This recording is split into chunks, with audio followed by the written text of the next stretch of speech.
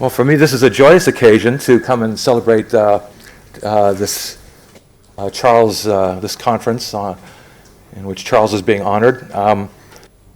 I've been reading his work since before I became his student. When I was shopping around a little bit, doing some research for where I wanted to work on a PhD, I read some papers of people I thought I might want to work with, and then actually talked with Charles, so interviewed a couple of people, and that pretty much clinched it after coming and talking with him. And I've been reading his stuff and learning from it ever since, right up until yesterday, I guess. And so one of the things that happened when I interviewed with him and that I saw right away is that at the time I was a graduate student, there was a lot of polarization still in philosophy between what was thought of as so-called analytic philosophy and continental philosophy. And Charles was, however, a person who I knew from reading a little bit of his work and from talking to him a bit, who was writing about, thinking, teaching, and writing about Kant and Husserl. First semester I was at Columbia. He did a seminar on Husserl's logical investigations, and at the same time was just seamlessly thinking and writing about Quine and Frege and Hilbert and Bernays. So this to me was wonderful. I thought this was because not a lot of people were doing that sort of thing at the time. People were sort of divided into camps. So that was one of the things that I found. There's a lot of good things to say about Charles, and I can't spend a lot of time doing it. Maybe there'll be another occasion before the conference is over to do that sort of thing. But so that was it. So I decided I had to work with Charles at that point, and I wanted to also before I start just thank Ofra and everyone who assisted her in making this conference possible. So it's been a wonderful conference. So so this is actually extracted from a much longer papers, and I'll read it and break away in various places. So consider all of the incredible developments in mathematics since the beginning of the 19th century. There's been a veritable explosion of work in non-Euclidean, n-dimensional, and n-dimensional geometries, number theory, real analysis, group theory, algebra, topology, set theory, and other areas of mathematics. Is transcendental philosophy, inaugurated by Kant, have anything to say about these two developments, or is it to be left behind? A number of neo-Kantians, such as Ernst Cassirer, have helped to show how Kant's views on epistemology and metaphysics can accommodate some of the remarkable work in mathematics and logic since the time of Kant. But among major philosophers, it's perhaps Husserl who, after his transcendental turn around 1906, has done the most in recent times to keep transcendental philosophy alive in connection with the exact sciences and philosophy in general in the form of transcendental phenomenology. So in the talk, I want to focus on some central features of Husserl's call for logic and mathematics to be founded on what he calls transcendental logic, or eidetic transcendental phenomenology. And I'll argue that in taking his transcendental turn, Husserl is deeply indebted to Kant in several respects. But I'll also discuss some of the main elements of Husserl's critique of Kant's views on mathematics and logic. And this critique leads Husserl to extend or modify Kant's views in a number of ways in order to account for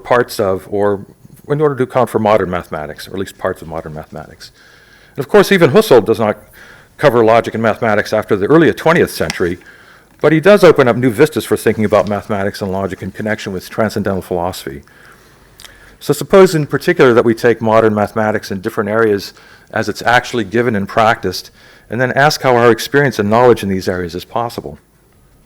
So what are the necessary conditions for the possibility of parts of mathematical experience and practice that go beyond Euclidean geometry, elementary arithmetic, and elementary algebra?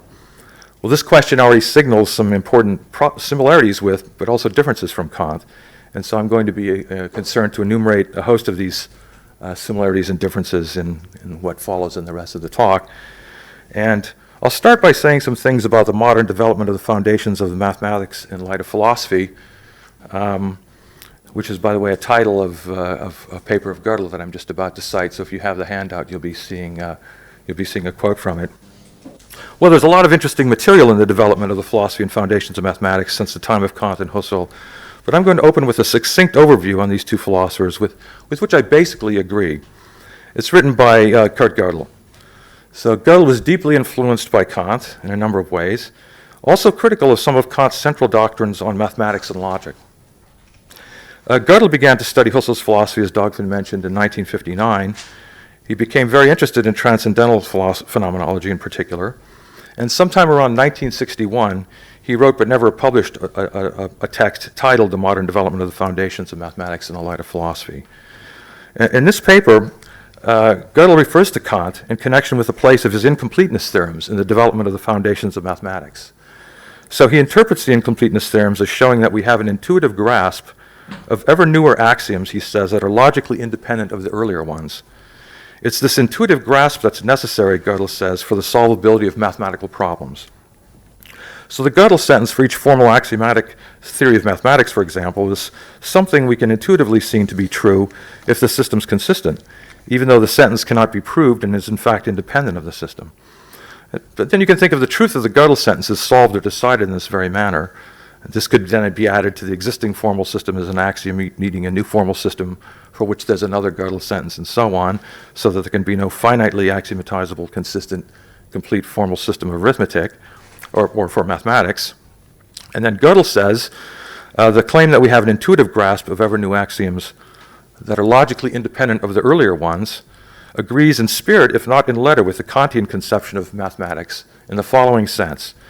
Quoting, Kant asserts that in the derivation of geometrical theorems, we always need new geometrical intuitions, and that a purely logical derivation from a finite number of axioms is impossible. Close quote. So we now know from work by Tarski that this decision problem for elementary geometry is solvable, so that Kant's assertion is demonstrably false. Gödel says that if we replace, however, the term geometrical by mathematical or set theoretical, however, then it becomes a demonstrably true proposition. So he's just reading this proposition in light of his own incompleteness theorems. And elsewhere in his work, then, Gödel says that in this case, though, we need a new notion of intuition, a notion of rational intuition that goes beyond the limitations of Kant's two forms of sensory intuition. So Kant's view of the construction of concepts in pure intuition, given that he's talking about the two forms of sensory intuition, space and time, will not support the kind of mathematical knowledge that I think Gödel is thinking of. And so it's for this reason that in the 1960s, Gödel recommended Husserl's sixth logical investigation on categorical intuition to some logicians. It's the lack of the notion of a rational intuition of ideal or abstract mathematical objects in Kant's work that leads Gödel to speak of Kant's subjectivism about mathematics and logic. It's rational or categorical intuition that underlies the possibility of objectivity and knowledge in mathematics. At the end of this 1961 text, Gödel explicitly describes how he sees the relationship of Kant's transcendental philosophy, of Husserl's transcendental philosophy to the philosophy of Kant. And that's the first quote on this handout. So he says that I believe it to be a general feature of many Kant's assertions that literally understood they're false. And so we've just seen one of those, the assertion about geometry, but in a broader sense contain deep truths. So we replace geometric by mathematical, and then we get a truth, a deep truth. In particular, the whole phenomenological method, as I sketched it above, goes back in its central idea to Kant. And what Husserl did was merely that he first formulated it more precisely, made it fully conscious, and actually carried it out for particular domains. Indeed, just from the terminology used by Husserl, this is after 1906, one sees how positively he himself values his relation to Kant. I believe that precisely because in the last analysis the Kantian philosophy rests on the idea of phenomenology, albeit in a not entirely clear way, and has just thereby introduced into our thoughts something completely new, and indeed characteristic of every genuine philosophy. It is precisely on that, I believe, that the enormous influence which Kant has exercised over the entire development of philosophy rests. Okay, so Gödel goes on to say that quite divergent directions have developed out of Kant's thought, however, due to the lack of clarity and literal incorrectness of some of his formulations. None of these developments have really done justice, he says, to the core of Kant's thought. Gödel says that it's Husserl's phenomenology that for the first time meets this requirement. It avoids both the death-defying leap of idealism into a new metaphysics, he says, as well as the positivistic rejection of all metaphysics. So it goes between these sort of extremes. And then this 1961 text concludes with a rhetorical question. If the misunderstood Kant has already led to so much that's interesting in philosophy and also indirectly in science, how much more can we expect from Kant correctly understood by way of Husserl? Okay, so the remaining part of the talk, what I'm going to do is just endeavor to show how Husserl extends or clarifies or tries to bring to fruition some key ideas in Kant's thought, thus in lending support to at least some of these remarks of Gödel. I'll start with an objection to Kant, a Husserlian objection to Kant. So you can read various comments on Kant in Husserl's writings, and I'm just going to choose one of these that's fairly central. It appears in Formal and Transcendental Logic. And here what Husserl says is, he says that Kant fails to ask transcendental questions about logic itself. He asks about the conditions for the possibility of the kind of knowledge involved in natural science, in our everyday sensory experience of the natural world, but he does not ask about the conditions for the possibility of the kind of knowledge involved in logic. So Kant does ask transcendental questions about mathematics, but the problem here, from Husserl's point of view, he says, is that like pure logic, pure mathematics is concerned with ideal or abstract objects and states of affairs. And so Kant doesn't ask a question that speaks to that issue. So in section 46 of the Prolegomena to Pure Logic of Husserl, he says that mathematics, like pure logic, is concerned with an ideal territory, except that at the time it didn't have to fight against psychologism like logic did. And then he makes the following assertion. So this is from Formal and Transcendental Logic, but it's a long quote, so it's a second one on the handout. And you can sort of see the general idea. I don't know whether I'll read the whole thing, just maybe highlight parts of it. The English is awkward in a few places, a little awkward, but then actually the German is too. So, okay, so he says, pure logic has as its thematic sphere, this is Husserl speaking, Formal and Transcendental Logic, ideal formations. But they would have had to be clearly seen and definitely apprehended as such ideal objectivities before transcendental questions about them and pure logic could have been asked. The 18th century and the age that followed were so strongly actuated by empiricism, or better, by anti-Platonism, that nothing was remote or more remote from them than recognition of ideal formations as being objectivities. Nothing hindered a clear insight into the sense and into the proper questions and methods of genuine transcendental philosophy so much as did this anti-Platonism, which was so influential that it actuated all parties, and even the thinking of a Kant, struggling to free himself from empiricism. For the succeeding age, however, this meant that those investigations in transcendental phenomenological investigations that are things actually needed for a full and therefore two-sided logic were never seriously undertaken. By two-sided, he means, on the one hand, you've got logic as an objective formal science, and on the other hand, you should be looking at the kinds of subjective activities that are involved in becoming aware of logical objectivities. But that was because no one ventured or had the courage to venture to take the ideality of the formations with which logic is concerned as the characteristic of a separate, self-contained world of ideal objects. And in so doing, come face to face with the painful question of how subjectivity can bring forth, purely from sources appertaining to its own spontaneity, so here's some Kantian language, formations that can rightly be accounted as ideal objects in an ideal world. So only when one was faced with how the unintelligibility of how ideal objectivities originate purely in our own subjectivities of judgment and cognition, and acquire, he says, this being sense, the meaning of being of objects existing in themselves, over and against multiplicity of acts of these subjects, that this becomes a serious issue, a problem. And then we want to ask, so these objects are given to us as having this sense, he thinks, in mathematics. They're given to us as having the sense of ideal objects. How does this meaning, when I say sense, it also can be translated as meaning. How does this meaning come about? How does it originate in us ourselves? And where else could we get it, if not from our own meaning-constituting performance? Okay, so accordingly, then this is back to the relation to Kant. The transcendental problem that objective logic must raise concerning the field of ideal objectivities takes a position parallel to the transcendental problems of the sciences of realities, the problems that must be raised concerning the regions of realities to which the sciences pertain. And in particular, the transcendental problems of nature. These were treated by Hume and Kant. So he sees this as a parallel kind of question, except Kant doesn't deal with the question about logical objectivity. He just deals with the question about objectivity in science.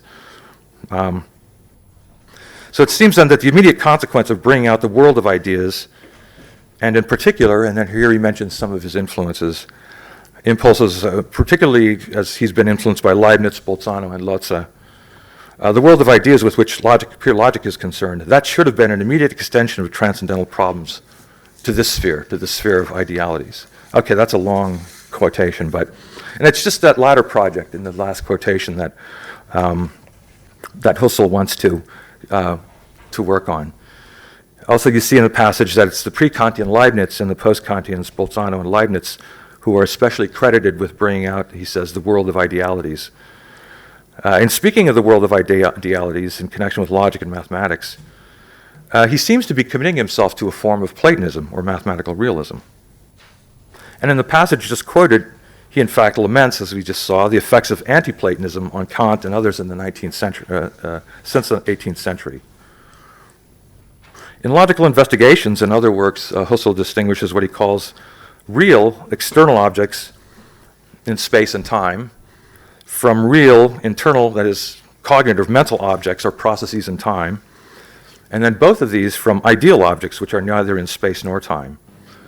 Ideal objects are non-temporal, or in his later work, they're called omnitemporal. But there's an interesting twist on how Husserl thinks of ideal objectivities. So, as we see from the passage quoted, Husserl asks about how we humans could constitute the meaning of mathematical and logical objects as ideal. So his question is, how could that come about? How could that meaning constitution come about? It must come about, he says, from our own meaning constituting activities, which have their sources in our own spontaneity. So in developing these ideas, I've called this view constituted Platonism. And I'll say a little bit more about it later. You might also call it transcendental Platonism, which would have no doubt puzzled Kant tremendously, but anyway, we'll see something about that at the very end of the talk. Okay, so here are some themes from Kant and some modifications from Husserl. So in order to answer the question of how the constitution of the meaning of mathematical and logical objects as ideal is possible, how it's possible to know about such objects, I'll refer to a number of ideas then in both Kant and Husserl. And you don't have to read very far in Husserl to notice the influence of Kant. This is after he makes his transcendental turn.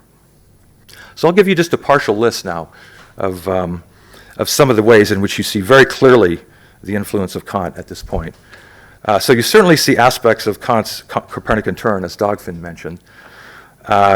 You see a manner of drawing the distinction between the a priori and the a posteriori, which as Kant says, in which the a priori is regarded as that which must be in us prior to objects being given to us.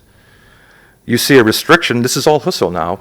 This is things he's taking from Kant, or that he's being influenced from reading Kant.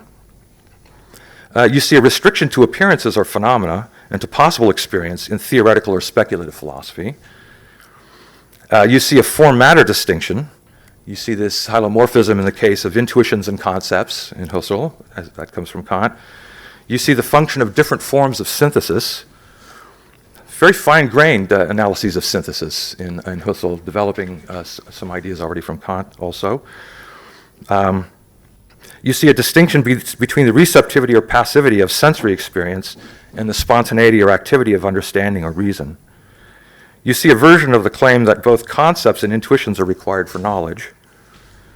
You see a delineation of the distinction between the subjective and the objective in our experience that's unique to transcendental philosophy. And as Charles was mentioning a second ago, you see that an account, this idea of empirical realism and transcendental idealist, how can you be both? So you see an account of that, I think, in Husserl, and he's influenced by it also then in the case, and carries it over in a certain way to mathematics. What Husserl adds then to Kant are some of the following ideas. These are not in Kant, so he got these from other sources, but then what happens is he's weaving them together. He's weaving them together with transcendental philosophy that he's getting from Kant. One of the main features of Husserl's thought that you don't see, at least very clearly, is that the claim that consciousness, human consciousness, exhibits intentionality. I'll come back to that. That's one of these points that I'm going about to list and that I'll come back to. And also you see that as part of the theory of intentionality, we have to distinguish what Husserl calls mere meaning intentions. So mere meaning intentions in our thinking from the partial fulfillment of meaning intentions. So he thinks that there are cases where we have mere meaning intentions that direct us toward objects, but the objects don't have to be present. This also was mentioned in Dogfin's talk. But there can be cases where the intentions are filled or partially fulfilled, and that's all that means is that the objects are present to us. So the intention is no longer an empty intention. But Husserl says both of these are required for knowledge. There's a kind of parallel here to the Kant distinction between concepts and intuition. And there's consequently also a substantial meaning theoretic dimension of Husserl's work, because the very notion of intentionality, in some places Husserl says the notion of noema is just a generalization of the notion of meaning to all acts. So we're meaning constituting beings, that's what we do as human beings, and this is just built right into the theory of intentionality for Husserl. So there's this entire meaning theoretic dimension involved in consciousness and experience that you don't see in Kant, at least not directly. So Husserl therefore speaks of how our experience and knowledge always involves meaning constitution. And that intuition is to be understood in terms of fulfillments of our intentions. So he has this idea of empty intention, fulfilled intention. Intuition is characterized, defined in terms of fulfillment of meaning intentions. And that categorical, what Husserl calls categorical or eidetic intuition, this is what's in the sixth logical investigation. That just is fulfillment of meaning intentions. In the case of mathematics and logic, meaning intentions directed toward ideal objects. Another theme that you see is that there are as constituted and certainly not as noumenal for Husserl both real and ideal objects, with essences and logical and mathematical concepts being examples of ideal objects. Also, Husserl adds this idea that there are founding and founded types of acts of consciousness. The founded types are spontaneous and responsible for our knowledge and experience in logic and mathematics. A claim also that you don't find in Kant, and he criticizes Kant for not having this, is that eidetic genetic analysis in logic and mathematics is essential for epistemology, and especially for mathematics and logic, because the structures in logic and mathematics, he thinks, are founded on more basic kinds of structures, and then that requires you to tell a story about what kinds of acts, what kinds of cognitive activities make that possible. Not just founding everyday kinds of activities in which we're now perceiving all kinds of objects around us, but how do we come to be aware or directed in our thinking toward the objects of logic and mathematics. The idea, the founding stratum for Husserl is the life world. So that was mentioned so that's the basic part of experience we all share, life world experience. That's, he says, is not in, that's also, you don't see in Kant in a clear way. So let me say some things about just a couple of these points, starting with intentionality. So in the full paper, I actually address all of them, and there's some others too. But so a central feature of Husserl's transcendental philosophy is his recognition of the place of intentionality as a condition for the possibility of experience. So many types of consciousness, believing, knowing, willing, imagining, desiring, perceiving, they exhibit aboutness or directedness. You can pick out the form of intentionality with statements such as S believes that X, say, S knows that X, and so on, where we might substitute content such as, I believe that there are wooden cardinals, or we know that there are infinitely many primes. There can also be direct object forms of intentionality, such as I perceive X. In mathematics and logic, you also see object-directedness, aboutness in our thinking, believing, and knowing, just as we see it in other areas of experience. The concept of intentionality does not figure into Kant's philosophy, or at least not explicitly, as it does in Husserl's. Because it's such an essential feature of forms of consciousness in Husserl's very sensitive to shifts in directedness, to directedness of consciousness, and then even subtle shifts in directedness of consciousness, as those are determined by what Dogvin was referring to as, I'll say, the meaning content associated with the act, or the noema of an act. So how we're directed in our thinking and practice, how are we directed in our thinking and practice in pure mathematics and pure logic? So I think Husserl is very sensitive to that question in a way that Kant was not, or could not have been, just given the that Husserl has had in mind a perspective on pure logic and pure mathematics that's informed by developments in our knowledge in these areas after Kant's time. So Husserl is going to argue that there's objectivity in knowledge not only in arithmetic and Euclidean geometry and perhaps elementary parts of algebra, but in many other parts of mathematics. But as in Kant, intuition is required for objectivity in knowledge. If that's so, then how are we to account for this objectivity in knowledge with Kant's notion of pure intuition, which is always associated with the two forms of the manifold of sensibility? So we're going to need some kind of extension, Husserl argues in the sixth logical investigation, extension of the notion of intuition, which is his notion then of categorical intuition. And then the concept of intentionality is directly related to meaning theory, as I was mentioning. So that'll come up, I'll skip a little bit of this, but that will come up in some of the things I'll say in a few minutes. But on Husserl's view, we humans, what we are is or sometimes he refers to us as monads. So we're all monads, which is not, in Husserl's work, this is not supposed to be mysterious. So it doesn't mean you are a non-material, simple, active substance. It doesn't mean something metaphysical like that. It means you're a transcendental ego. Which maybe not help, and maybe that doesn't help much. Okay, so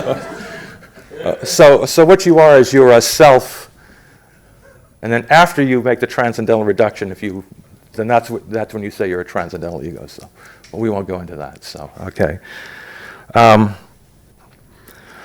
Okay, so we're meaning conferring beings, and with intentionality, that's what you're doing. You're always interpreting in certain ways. It's impossible not to be doing that. And so with intentionality in the picture, we're to look at how we mean things, under what forms, and with the contents that have these forms. So in our experience, there's always a structure, Husserl thinks, consisting of real temporal acts of meaning, and on the other hand, what's meant in such acts. And so now we're supposed to ask, so how are we directed in our thinking in pure mathematics and pure logic? How are things meant in modern pure mathematics and pure logic? So here in Kantian mode, we should look to the practice of pure mathematics and pure logic at the activity of mathematicians and logicians as it's given. We can take this as our transcendental clue. Look at the kinds of predicates and relations and so on that are applied and not applied in this type of directedness. So to mean what is expressed by these predicates and relations and so on is not to mean what's expressed by other kinds of predicates and relations. So to do justice to our experience, we have to consider just how the objects are meant. To be directed in certain ways is not to be directed in other ways. You can't be directed in all possible ways at once. You're always directed. Consciousness is perspectival. You're always directed in certain ways, and that's determined by the content or the meaning intention, or what Dogvin called the noema of an act. And so in some writings, I've called this the intentional difference principle. It just recognizes this fact that there are fine-grained distinctions involved in the way you're directed, and you have to really pay attention to the contents of the directedness to see exactly what's going on with that. Don't attempt to reduce it away. Don't wave it off. It's crucial to understanding the nature of consciousness in these fields. And the intentional difference principle reflects in a theory of consciousness and experience, the idea, you could say, of intentional or meaning theoretic difference.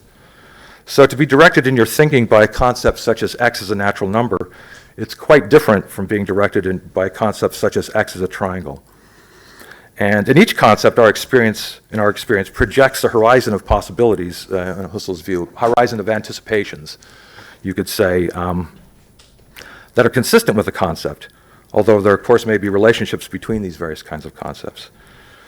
So Husserl claims that if we respect this principle, intentional difference principle, in areas such as classical pure number theory, set theory, real analysis, and so on, as we should, since consciousness exhibits intentionality, then among other things, we'll see, upon reflection, that the objects and states of affairs in these areas are meant as ideal. There's nothing about spatial location, temporal features, sensory features, causal relations, and the like is predicated of things like natural numbers, sets, groups, functions, and so on. Just look at the texts, look at the kinds of things they predicate of the objects, and then we're presumably going to understand a certain amount of that, or with some study you will. And how did that meaning get constituted that way? Certain categories of predicates and relations and so on, and not others. So Husserl will say that, well, the way to describe this is just to say that what we're directed toward is ideal objects in these cases. And yet we still have knowledge and objectivity here.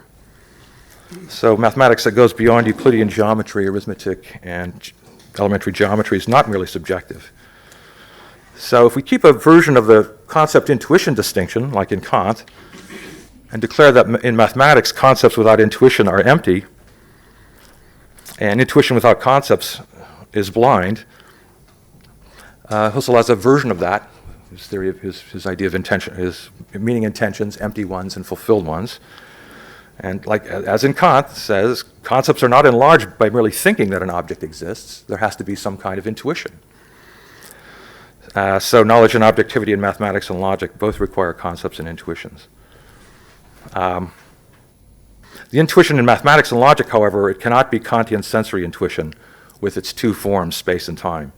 Instead, it must be fulfillment of meaning intentions that direct us toward ideal objects. And then, as I said before, this is what he calls categorical. This is a categorical form of intuition. And in the case of essences, he calls it eidetic intuition. If mathematics consisted only of empty intentions, so if you understand this idea, the distinction between empty intention and fulfillment, then to say that mathematics consisted only of empty intentions is to say that it would look very different from the way it's actually given. It would consist entirely of open problems, conjectures, or mere expectations. It would be nothing more than empty talk or empty thinking, and we would have no knowledge. So another point that I'll say a little bit more, and then I'll bring this together with intentionality later, is the notion of synthesis. So the notion of synthesis, it plays a very important role in the work of Kant and Husserl. And so Husserl has extensive writings on synthesis and types of synthesis. And one of the things he says, I'll skip a little bit of this, he says that the sort of combination uniting consciousness with consciousness through time is synthesis. It's a mode of combination exclusive to consciousness. So the unity of experience is a unity of synthesis. It's not merely a continuous connectedness of cognitions, of cogitations, stuck to one another externally, as it were, but a connectedness that makes for the unity of one consciousness, he says, in which the unity now with his language, of an intentional objectivity as the same objectivity belonging to multiple modes of appearances becomes constituted. One can draw a general distinction, Husserl does this, between passive and active synthesis. Mathematics and logic, he argues, require active forms of synthesis. You have to do something. You have to engage. There's spontaneity is involved in bringing together aspects of your experience in mathematical experience.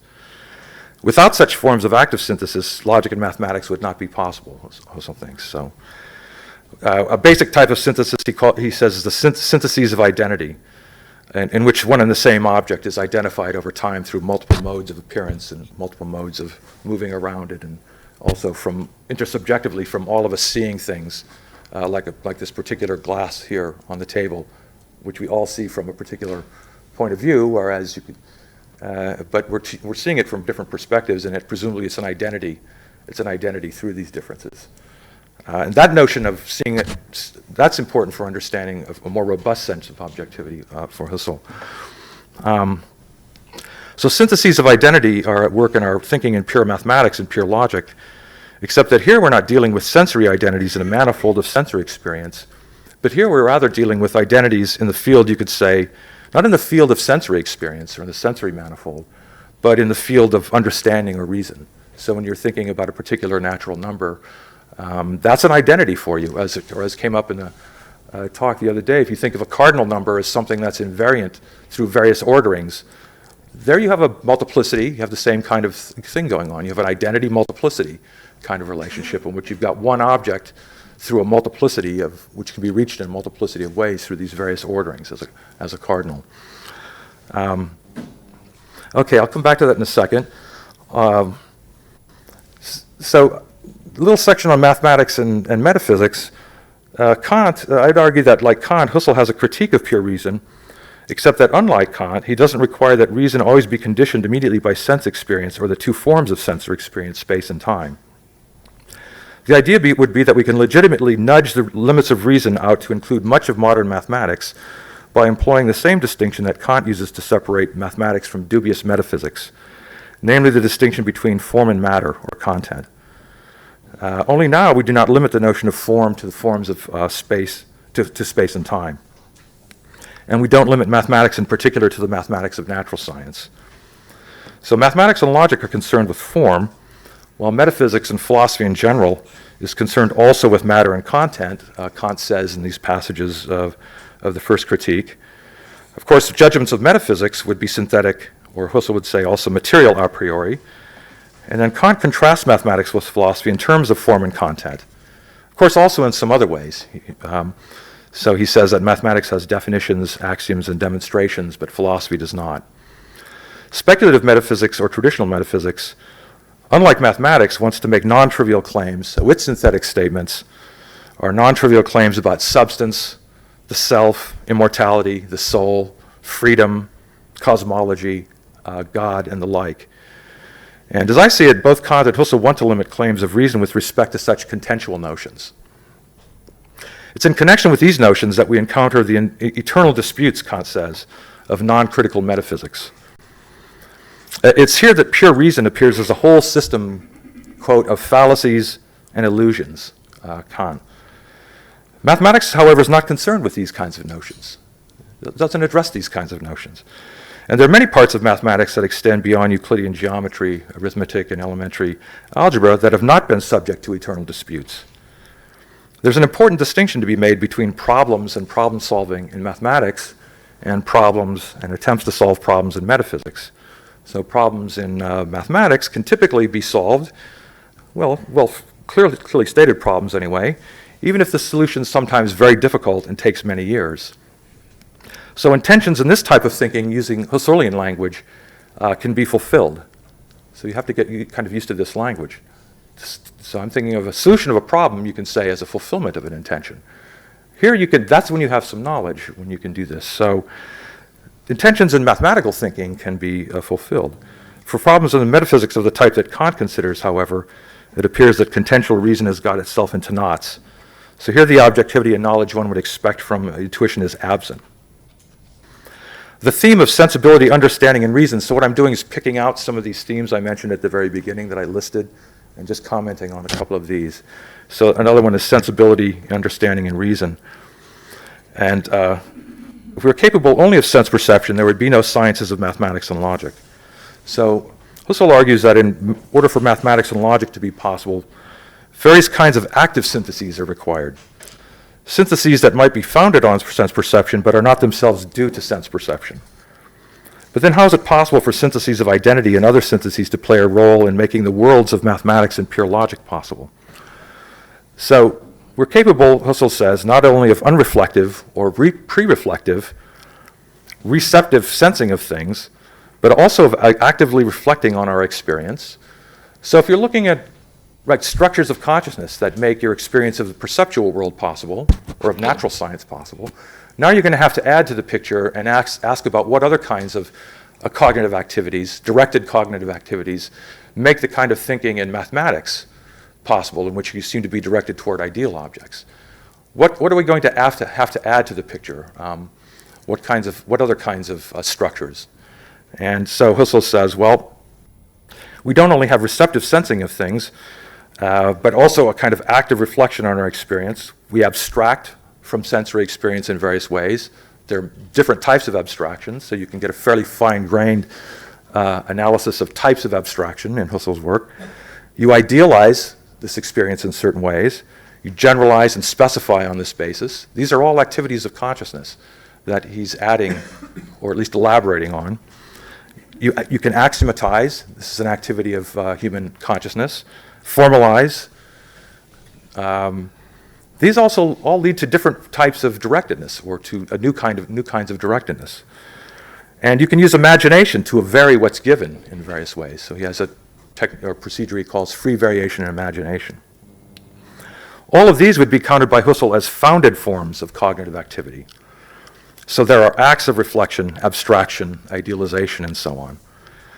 So engaging such acts occurs, to use Kantian language, at the level of understanding, or in Husserl's modified sense, at the level of scientific reason.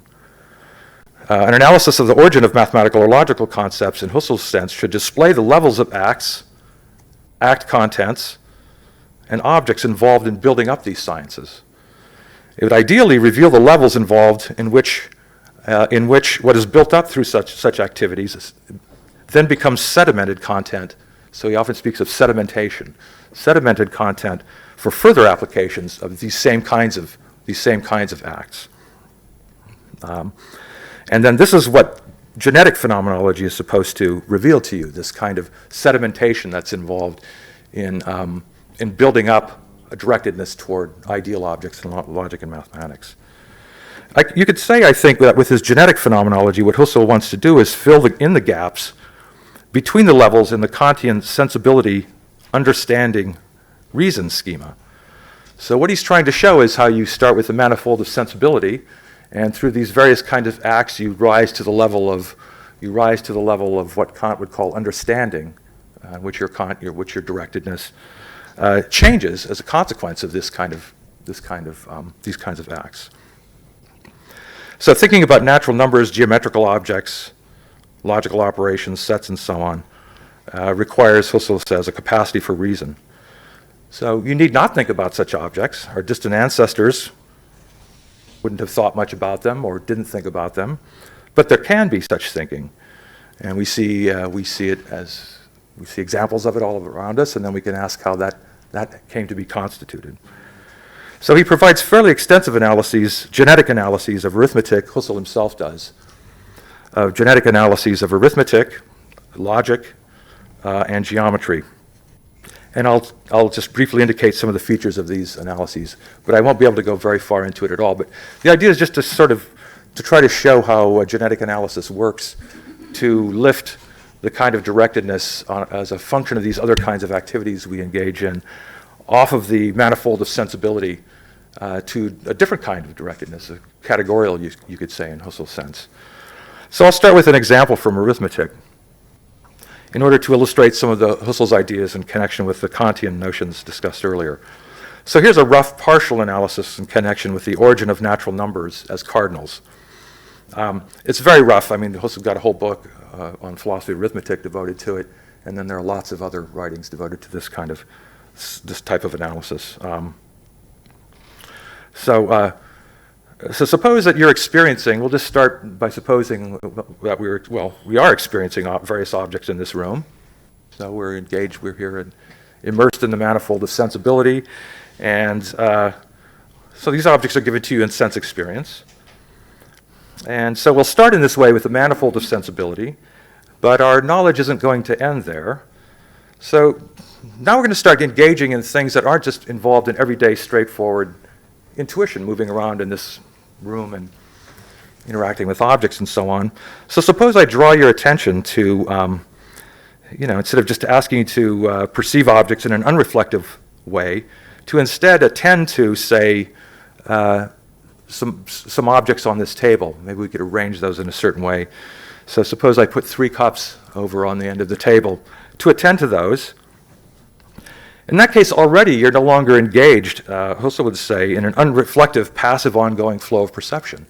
Your directedness has been shifted in a certain way. You'll be looking at this group of objects I'm drawing your attention to, say 3 glasses, 3 cups. I could ask you to attend to them as a group. So you want to track the directedness that's involved as I'm doing this. Husserl thinks you have to track the directedness that's going on.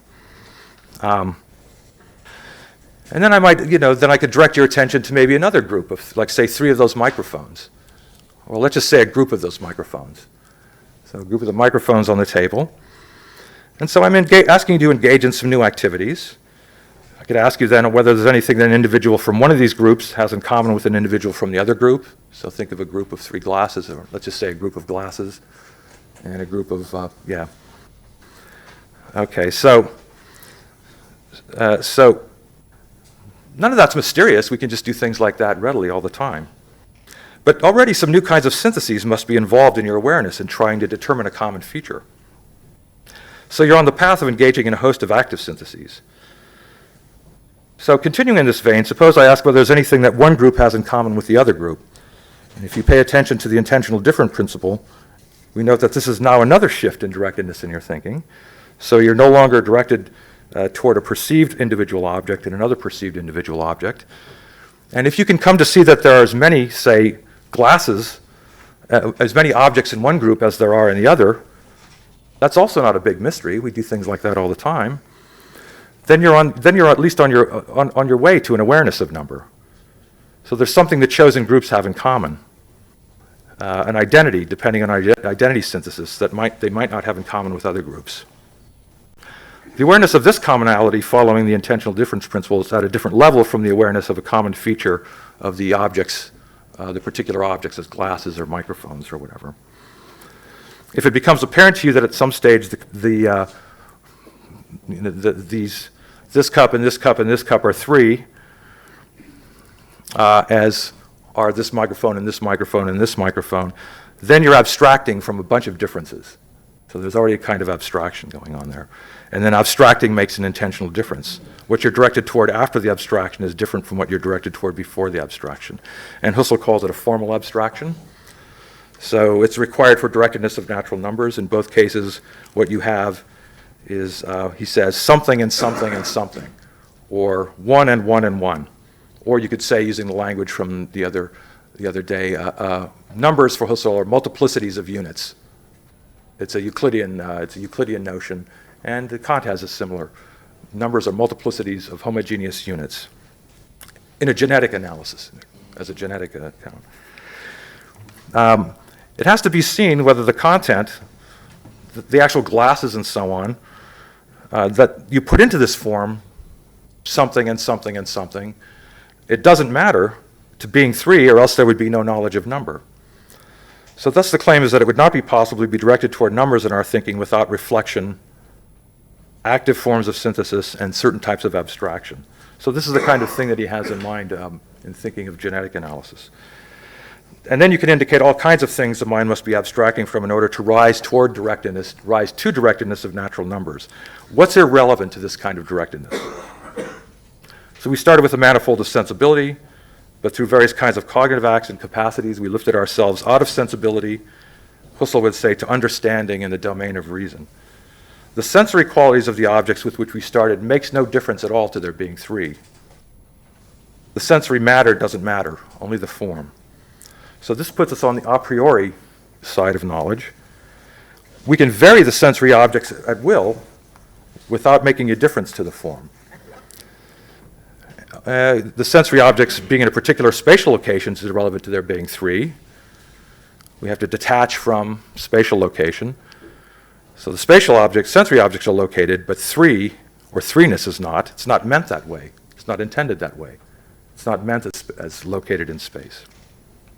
As you unfold the meaning of the abstractions, it must be the case that causal relations to the sensory objects also make no difference to there being 3. being three at a particular time is irrelevant, or their being here at a particular time is irrelevant to there being three. So threeness is not temporally located. These are all various kinds of abstractions, he thinks, that are made possible by certain forms of acts that we're capable of engaging. And to think otherwise is not yet to be directed toward a natural number. Number is not temporally located in space or time. In outer experience, it's also not temporally located in inner time, and so on. So, and then it's also not limited, threeness is not limited to triples of sensory things.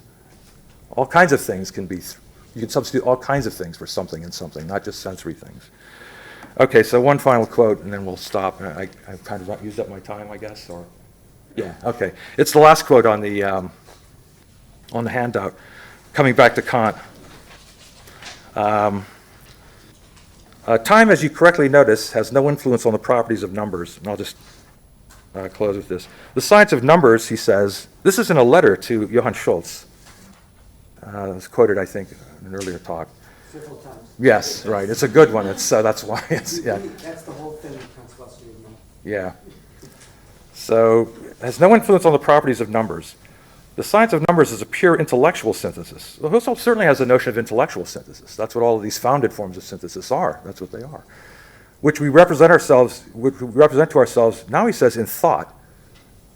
We don't represent these to ourselves in intuition, we represent these to ourselves in thought. But insofar as specific quantities are to be determined in accordance with this science, they must be given to us in such a way that we can grasp their intuition successively. And this grasping is subject to the time condition. So I think Husserl certainly would agree that the process of grasping natural numbers, so this is a real temporal process. It goes on through, it has to go on through time. That takes time. So the meaning of the number goes on through time. What's meant, however, in the act, he would say, is very different. It's meant as ideal. So for Husserl, it's meant as ideal, natural numbers. So I think Husserl would certainly agree that the process of grasping numbers requires synthesis through time. But the question would be how it's possible to know that time has no influence on the properties of numbers. So how are we supposed to know that? How are we supposed to know that for Kant, that time has no influence on the properties of numbers? Intuition in Kant's sense, it evidently, at least I don't see how, it can give us knowledge of numbers as atemporal things. How can it give us knowledge of atemporal things? So mathematical knowledge for Kant requires intuition, but it doesn't seem like it can do the job here of giving us knowledge of something that's atemporal. But Kant wants to recognize that time has no influence on properties of numbers. If numbers themselves as objects, the way they're meant, do not have temporal properties, then for Husserl they could not be meant as real objects. They could not be meant as real objects, objects of either external or internal awareness. Rather, they must be objects of categorical awareness. So this is one place where he would bring in his notion of categorical awareness. And then Kant would have left this important atemporal features of numbers unexplained. How would you know about them? Well, it would have to be by sensory, by external or internal intuition, or by transcendental argument, but none of those are going to give you knowledge of atemporal numbers as atemporal objects. So arithmetic consciousness exhibits intentionality, Husserl said. It's object-directedness. So his view is that we're directed in our thinking about natural numbers to ideal objects. So 3 is an invariant. It's meant as an invariant in our arithmetical thinking.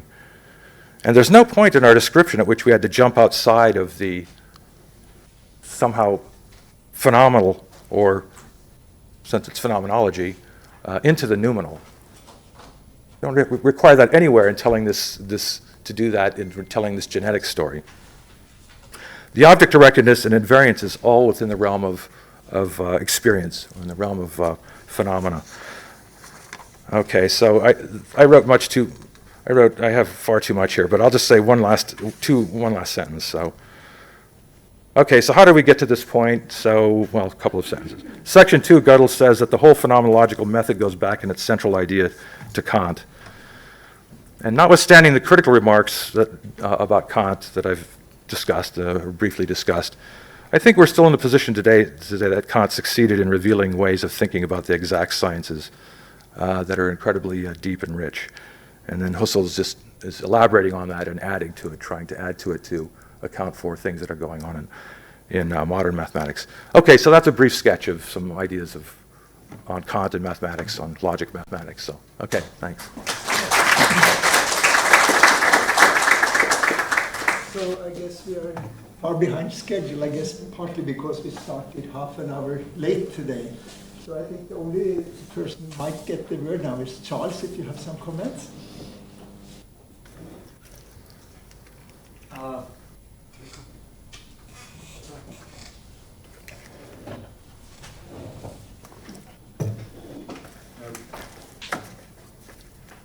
Rick,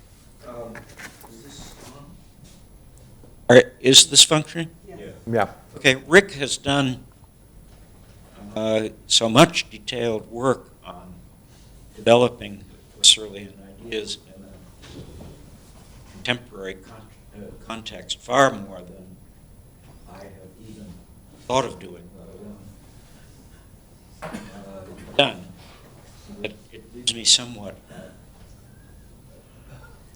a loss to comment. There was a statement from Husserl that you made that I'm not that I can't recall now, but I think it was earlier in your talk, which seemed to be an expression of something like Benasarev's dilemma, and the whole story about the constitution of ideal objects could therefore be read as one kind of answer to Benasarev's problem. Now, certain presuppositions that Benasarev made would not be made, said, and it would not have the naturalistic character that I think the people who have taken this most seriously are asking for. But I think it is one kind of approach to that issue, a less dismissive approach than I took in my one published comment on Benasarev's, I think almost one only published comment on Benasarev's dilemma, where basically I say, first of all, in the original formulation, mathematical objects are simply a counterexample to the causal theory of knowledge that in Benasarev's original paper is deployed. But that this demand for something like a naturalistic explanation of not only mathematical knowledge, but reference to mathematical objects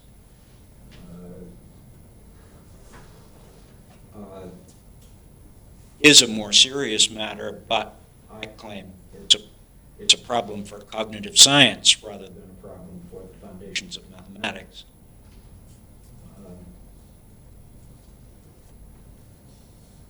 So that's relatively dismissive. This Husserlian analysis does not directly answer to that demand, but maybe it offers an alternative, a way of looking at how we come to refer and talk about ideal objects.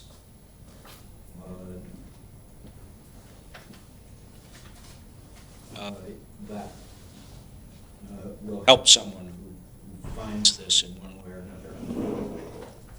Well, but I would say that I'm very grateful for what Rick has done over the years in developing perspectives of this kind and studying, for example, writers like GODEL, where, as I've pointed out, he's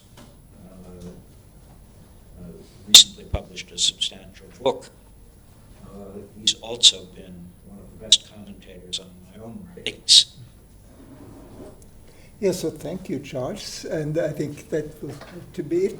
So because we are now more than half an hour behind schedule, And I think the only way of doing it is that we'll make sure that that tea break is no longer